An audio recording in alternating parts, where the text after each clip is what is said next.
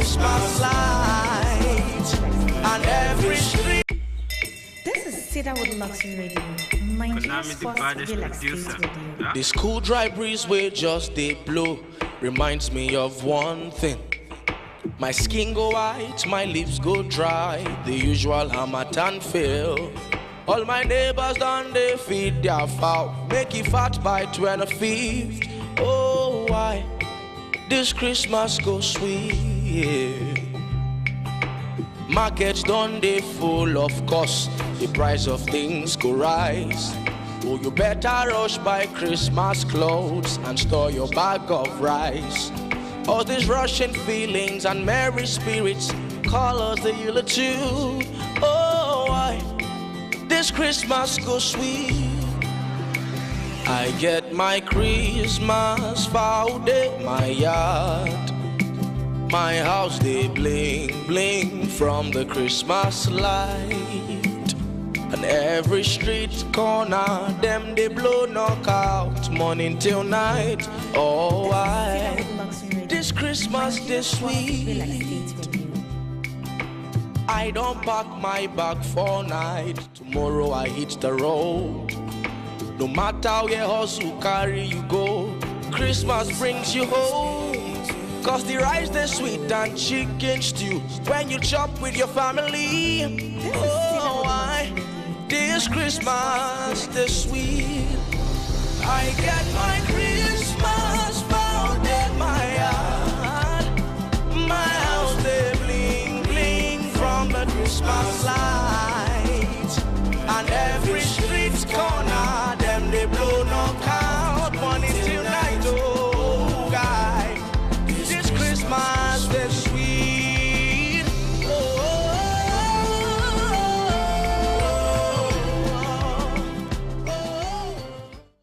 My name remains Julius Oyedemi, the Chief Servant of P1 Plus, owners of Cedarwood Estate. Today I bring you another beautiful series of the Cedarwood Estate, which is called the Ojoro Mansion series.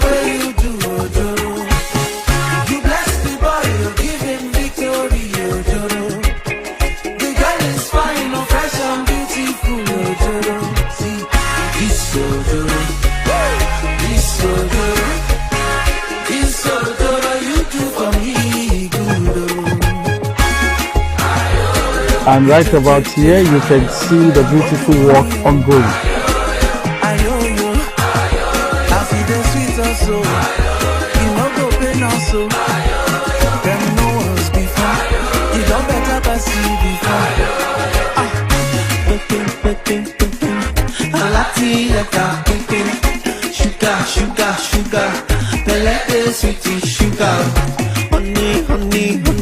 Yeah, the Ojoro Mansion series is a blend of we're looking at technology and nature together.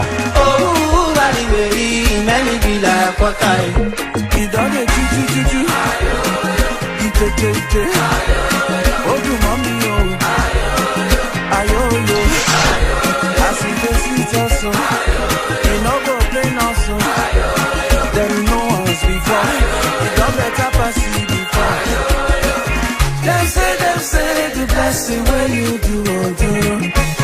Them say salvation when you do, Ojoro. You bless the body, you're giving victory, Ojoro. The girl is fine, no fresh and beautiful, Ojoro.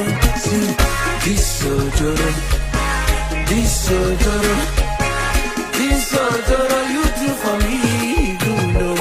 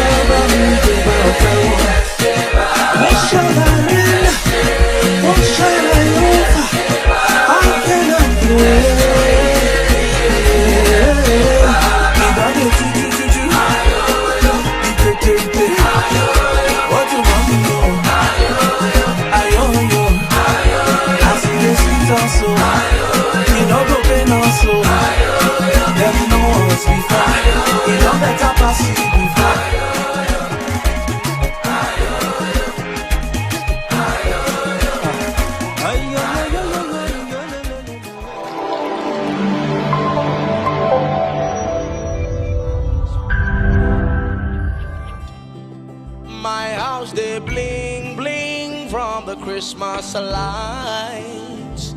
And from year to year, we go know one thing. Now the love where Christmas they bring. This is Cedarwood Luxury Radio, Nigeria's first real estate radio. Hello everybody, this is Vivian Imako, the ED, P1 Perfection Business Investments Limited, and you're listening to Cedarwood Luxury Radio. Keep it locked. God bless you. Try the usual Hamatan feel. All my neighbors done they feed their fowl. All right, beautiful afternoon, Lagos, Nigeria. Oh, why this Christmas goes? Welcome to the Real Estate in Nigeria program right here on Nigeria's first real estate radio. Cedarwood Luxury online radio. Rise.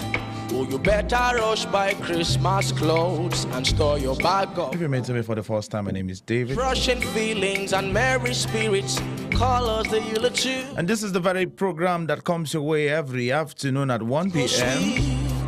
Brings to you exclusive interviews with players in the real estate industry and also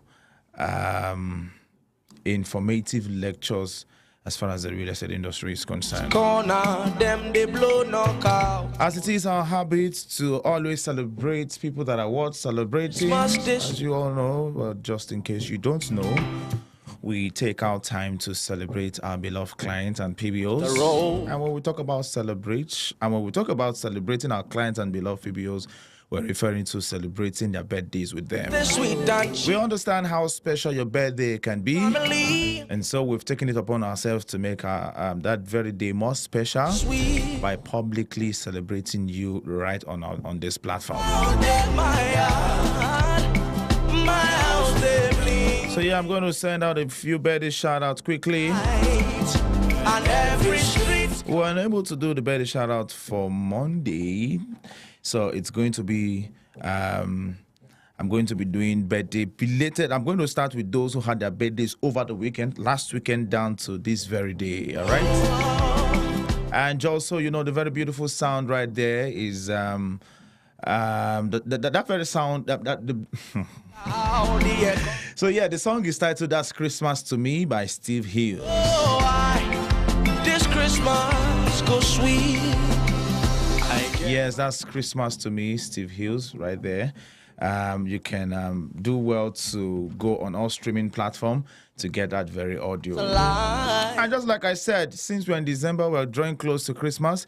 From today down to Christmas and even after Christmas, we'll be bringing you amazing Christmas sounds, Christmas music, Christmas songs.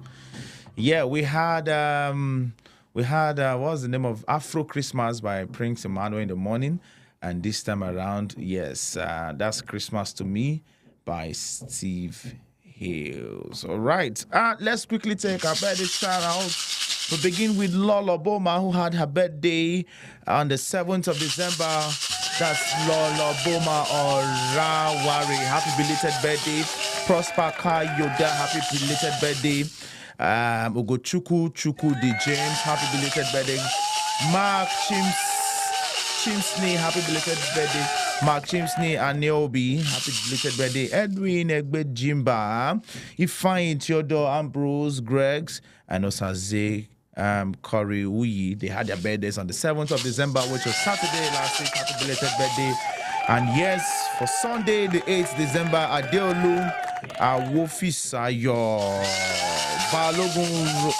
Balogun Ramsey, Onya Eric, Akwakunle Folarin, Ekejiaku Ebere Felicia had their birthdays on the 8th of December. Happy, super belated birthday to every one of you. And for Monday the 9th, we haven't seen them. Okeleye Aderonke, Chuku Nonso Oracle, Abigail Dokpesi, Ifeyiwa Sharon Chuku, Wankwa Chinedu Ebenezer, Balaji Farouk Kashimo. Happy belated birthday to every one of you. Many more years to come in good health and plenty money. And for today, the 10th, is today 10? All right, and for today, Wednesday 10. Oh no, Tuesday 10. Today is 11. Yeah, today is 11. And for Tuesday, yesterday, Dockers Oluwatoyin Shegun Olaiwola. And I also have Adams Oluwadamilola Kemi. I have Okolie Onyebuchi Chidioze Gabriel, and Cheche Onyekalu, and Mr. Olumayowa Samuel Tayo. Happy belated birthday to every one of you. Many more years to come in good health and plenty of money. This Christmas is sweet. And for the 4 o'clock session, which is the voice up, we'll be taking our time to celebrate those who had whose birthdays today. No matter how the economy won't be.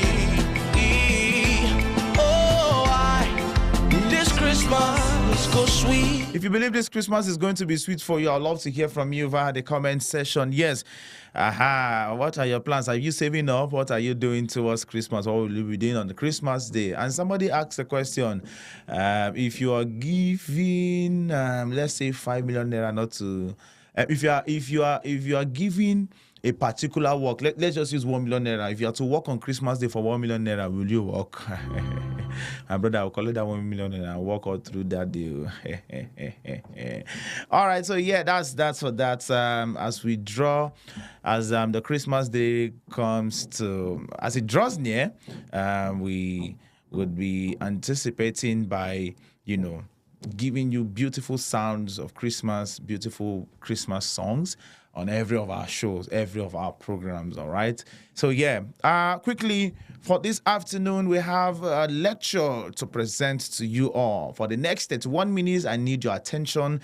I need you to get your pen, your writing materials, and write down, especially if you are...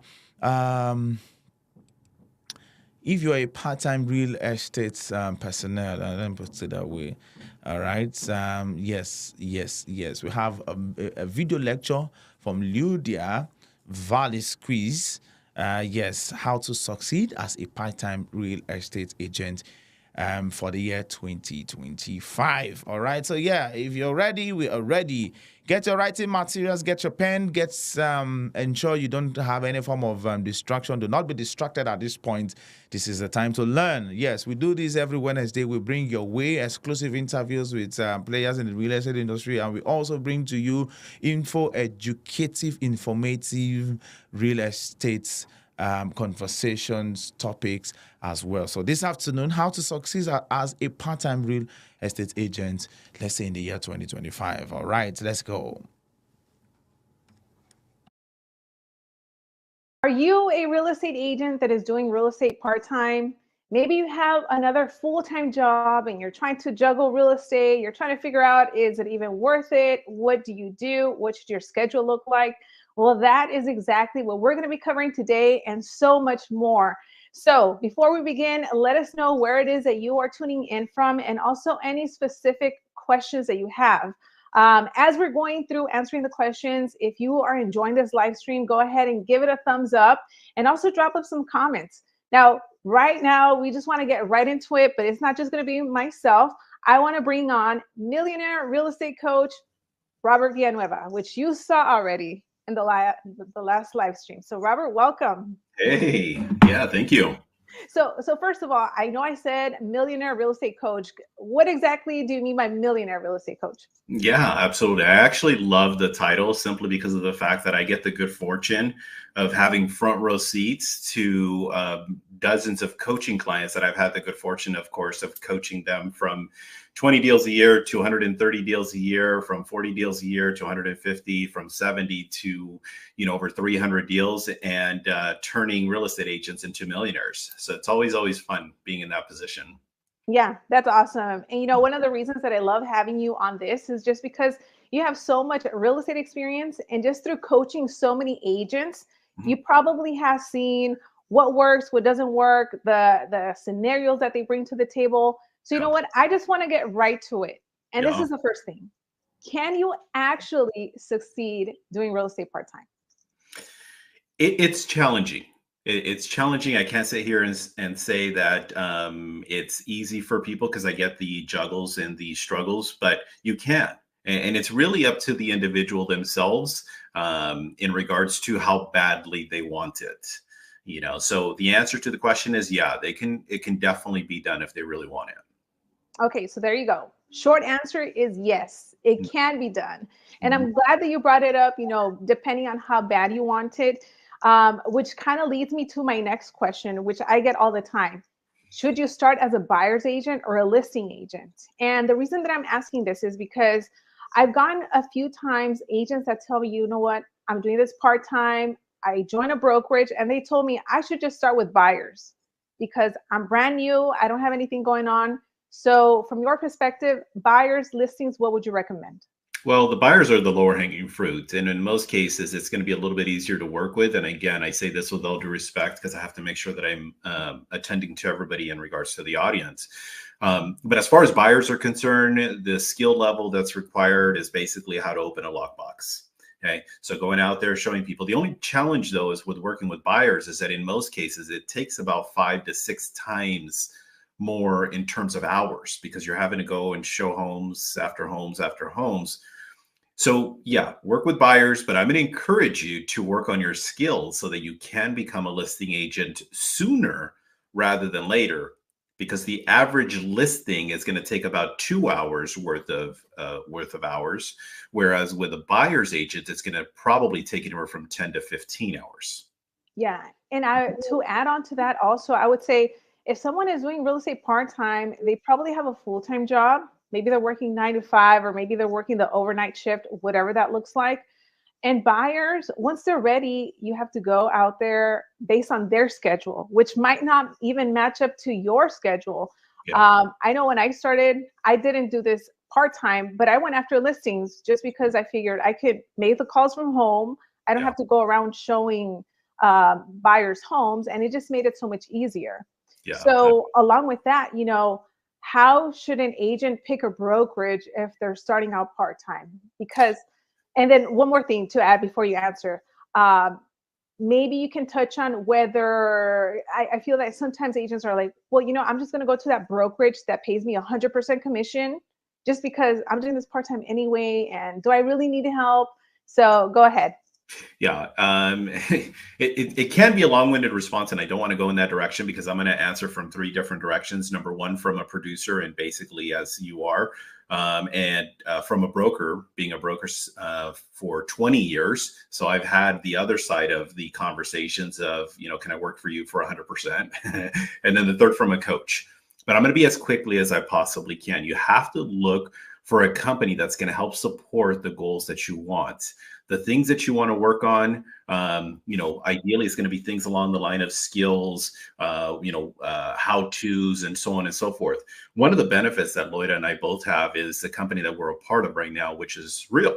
And with that, having the proper alignment with people, having mentors, having training, such as with what, in a sense, we're doing now, some of the things that we did earlier and working with your skills, that's always something you want to pay really close attention to. And that's obviously why you and I are together, because it's, from obviously business partnership and being able to help other realtors, which we really appreciate. And then from a coach's perspective is you got to have people or a company in alignment with your thoughts and philosophies. That's really what it is. Forget the commission splits. You're going to make money because 100% of zero is still zero. So, yeah. Yeah, I'm glad that you touched on that. And going back to, who you partner up with and who you align with, I feel that that's really important because I have seen part-time agents that are trying to do everything on their own. And I think it's really important for them to also leverage the company that they're with, or maybe other agents. Yeah. If you do have a buyer, maybe partnering up with another agent that can go and show the buyer, or you split, a deal, whatever that is, if you happen to be in that position where you can't do everything on your own.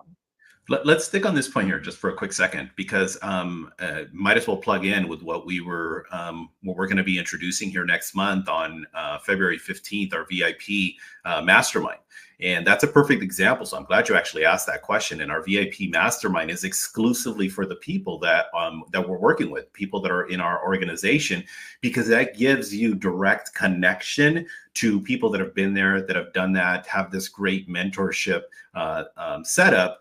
Or you can go with a brokerage that's going to give you 100% and say, hey, here's your desk. Let me know if you have any questions.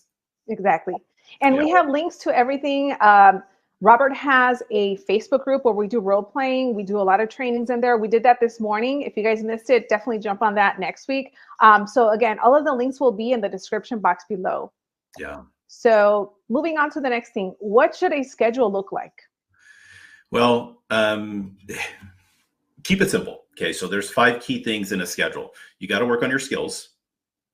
You got to prospect some version. I don't care where you're getting business from, but you got to do some version of prospecting. Number 3 is you got to do lead follow-up. Number 4, when you start to transact business, that is going to be negotiating contracts. And then the 5th one is, of course, going on appointments. And I did put it in the order that it should be. So ideally, you're doing your skills right in that 7 to 8-ish window. You're prospecting from 8 to 12, 1-ish, 2-ish, and then lead follow-up, sprinkle it in between, and then everything else towards, in a sense, the afternoon. If you're a part-time agent, well, you have to take everything that I just said and then try to, do it in less time. You're going to have to consolidate that as much as you possibly can, but you can't avoid that, as much as possible. Awesome. Now, quickly, I want to ask you a question, because I think I saw this as a comment and I get it all the time. You probably get it too, or you've seen it, where some agents want to do this as a side hustle. Okay, I'm going to sell a few homes here and there. It's my side hustle. It's my hobby.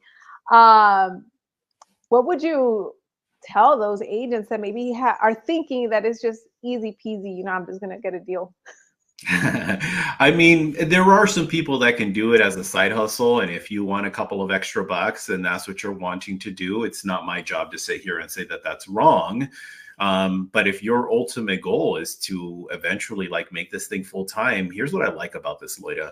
What I like about this is the fact that we have people that are making, $200,000, $500,000, $1 million, $2 million, $3 million, even $5 million. And, and there's attending to doctors and surgeons that are making $400,000 or $500,000 a year that went to school for 10, 12, 15 years. And here we are, in a position working with people that are making over 7 figures. So it's each their own, it's each their own in regards to how much they actually want to partake in. Yeah. And with that being said, when do you know that you're ready to go full time? It takes time to build, of course, number 1, the confidence, and number 2, of course, the financial resources. Don't leave your job right away just because you want to jump in. It does take a little bit of time. I don't care if you find a listing today, you have a buyer today. It's going to take 3 to 6 months to at least be able to build some version of traction. Simple answer is, ideally, you want to have about 6 months reserves. That's probably about the good trigger points, because that gives you at least the flexibility of, okay, I don't have the financial stress, because the worst thing to have is commission breath. And having commission breath, that's when you're desperate. You're like, please, I need this listing. Please just write an offer. I've already shown you 42 houses. So, yeah. Yeah. And for those of you that are watching this, if you are enjoying this live stream, go ahead and give us a thumbs up. And also drop us your questions. Everything that we're answering right now are the most common questions that we get from agents that are doing this part-time. But even if you have a specific question based on your situation and you want to share, go ahead and put it in the comments and we would be happy to go over that right now. Mm-hmm. So let's talk tools. Mm-hmm. What are some tools? Maybe it's, I don't know, anything, CRM, maybe it can be books, maybe it can be even coaching. What are some tools that part-time agents should at least start considering or invest in? Probably the biggest thing is the organization. I see a lot of agents where unfortunately they're not the greatest in terms of being organized. And some of those tools can just be, some of them are free. You know, for example, like I use Google a lot. I use a lot of Google stuff, and I'm not sponsored or paid for by, you know, Google, but like having like calendar, having in a sense, you're like your database organized, you can use those in Sheets. And then eventually, of course, you want to start to build into some version of like a CRM. If you're going to be doing some telephone prospecting, that's probably one of the very first tools that I would always encourage people to look into. You know, products like Vulcan 7 is a great place to go to so that you can get your phone numbers for, you know, just listed, calling for sale by owners, all the different expires, everything that's available in a sense out there. Those are probably the things that you're going to want to invest into first. Stay away from these six-figure cars, the $100,000. That's not a tool. You don't need that. Yeah. And so, but it's probably some more of the basic things from that direction: phone, communications, anything that has to do from that direction. Exactly. Yes. So there you go. And I have some links again in the description box below for you if you're like thinking, what can I get? And that kind of leads me up, because you kind of touched on it, on what should be the focus on to get clients. You brought up Vulcan 7, expires for sale by owners. So let's say, I'm going to give you a scenario. Let's say I am a part-time agent. I'm a nurse. So my hours vary, that I work 4 days, 12 to 15 hours, but I'm free Friday, Saturday, Sunday. Those are my free hours and days. What should I focus on or do? It's funny because I think you might have like peeked into some of my DMs, because there's, for whatever reason, that's kind of like the topic of the week. I have a few people that are actually cutting hair, a couple of people that are actually in a nurse, and then another person that's doing something else. But as far as the time that's invested the most, number one is you're going to want to start with your database.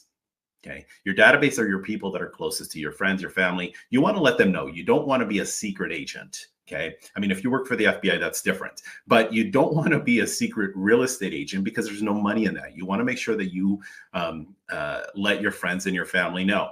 I have some videos out there also on YouTube on my channel where I talk about how to work on, in a sense, your database. So there's that.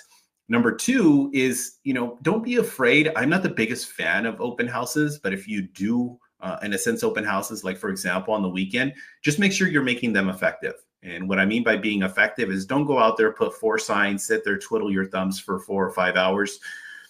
Invest the time and energy. And the investing of time and energy is, you know, go back, Vulcan 7, get phone numbers, dial it up, call people, let them know that there's a listing in the area. You're also going to be holding an open house. Put your signs out a little bit earlier, put out an abundance of signs. And even if you are at the open house and nobody's showing up, as an example, if you do end up having one of those that unfortunately people don't show up, start working on calling your database, start working on calling other of the neighbors. And of course, the other thing that you can always do, which is pretty inexpensive, and in most cases it's free, is knocking on doors. You want to talk to a lot of people. It's a contact sport. Awesome. So Friday, Saturday, Sunday, what do you think about prospecting on the weekends on the phone? So calling maybe expired for sale by owners on Saturday or even Sunday. Yeah, absolutely. I think the only reason I didn't go quite so much in that direction is you got to get yourself a little bit skilled up. Well, I don't want to say a little bit. You want to get yourself a lot skilled up. And I don't want to say once. Don't wait till you're like, okay, I'm ready. But start working in that arena, start working in that direction. There's a higher contact rate per hour on the weekends for obvious reasons. So, you know, get yourself skilled up, start working in that direction. And yeah, absolutely. Go after everything, whatever you possibly can. Yeah, I know from my experience, when I call people during the week, sometimes they don't answer, or if they do, maybe they're busy or they're doing something and they hang up on me. But when I call them, let's say on a Saturday or even on a Sunday, now they tell me their whole life story. I end up setting an appointment, and they had already forgotten about me anyway. So it's like a fresh conversation. Yeah, unless you got to do it so you can see. Let me ask you this question, Loida, since you brought that up. Like, what is about the like contact rate, for example, like calling somebody on a Saturday versus calling them like on a Monday? What does that look like? So when I call on a Saturday, is typically maybe from like 9 to 12 or 1. Usually I can talk easily to like 10, 15 people. People are answering in the morning. Yeah. Versus during the week, during the week, I want to be the first one calling at 8 a.m. I don't want to be 9, 10 o'clock because by that time they're like hanging up or they just don't answer.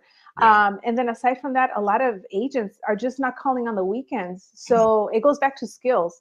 If you are skilled, if you are confident in how you speak, your tonality, which is all stuff that we go over in your group, which again, the link is below, you're going to stand out versus every other agent that's calling. So yeah, that has been my experience. I highly recommend it. Yeah. And then the competition on the weekend with other realtors. It's like, exactly. Yeah. Yep. Yes. So I know that in the past, you and I, aside from our live stream, we were having a conversation because a very popular question that we always get also is from like single parents or maybe single moms that have kids and they're like, you know what, I'm doing really well right now, but I want to take it to the next level. But I have my kids, like, can I actually do it? So what are some tips that you have for single parents, maybe since you have coached so many different agents? Yeah. As far as for single parents is concerned, I don't envy you first of all. So I applaud you if anything, because I know that sometimes it can be very challenging being in that position, but you do have to maximize your time. And being in a position where you maximize your time is ideally having some version of isolation. And I get it. Not everybody's going to be in this position. And what I mean by that is that where, depending on, of course, whether it's a 2-year-old, 3-year-old versus like a 12 and a 13-year-old, it's way different. 12, 13-year-old, you're like, go play. A 2 or 3-year-old, there's going to be, of course, a lot more attention. But the isolation that I'm referring to is trying to have some pockets, some windows, some time blocks where you can have to your own, whether it's working on your skills, the prospecting, and or, of course, the lead follow-up. The other thing, too, is please don't judge me for this because I'm not sitting here advocating of being a bad parent. But sometimes you want to be in a position where you have to look at alternative resources. And what I mean by alternative resources, the people that I've coached in the past, is whether there'll be a day, 2 or 3, where you have them at childcare, you have somebody who can actually be of some help. And again, I get it. Not everybody can be in this position, but if you can and you have the financial resources or the capabilities, take advantage of those situations because not everybody can do that. Yeah. And to add on to that, something that a lot of ladies have actually told me that have been in those situations, especially if they have kids maybe 4 years or older, is that they'll get in a little huddle and they'll say, hey, look, between 8 and 12, mommy has to make a call. So if you need to come and get me, you have to use your lower voice or something like that. And they tell me, I have these conversations and they respect my time just because I'm including them in what I'm doing. And then sometimes they even incentivize them and let them know, hey, I'm doing this. And when I achieve this goal, we'll go to Disneyland. So, I mean, whatever you have to do to be able to create that environment so that you can also succeed and thrive. And the other thing too, just to kind of add to that, because I do have coaching clients that have been in that position, and if you can actually incorporate them into some of your prospecting, I mean, don't have them prospect for you, of course, but putting them like in a